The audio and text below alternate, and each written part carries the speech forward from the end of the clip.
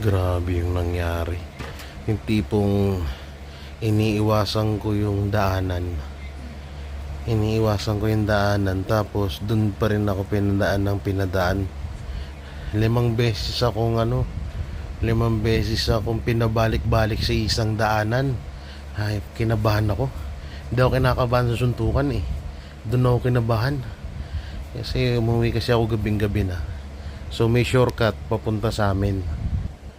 Eh, ang ginawa ko, hindi ako dumaan doon sa shortcut na yun kasi madilim at tarik or pataas siya at walang mukhang delikado. So umikot ako, wala pa rin ako nagawa, doon pa rin ako pinadaan. 5 beses ako pinabalik-balik. Totoo nga talaga yung ganun, no? Alam mo, first time nangyari sa pero dati napapanood ko lang sa TV, yung pala totoo para talaga. Kaya iniwasan kong tumingin sa side mirror eh. Kaya kayo ingat.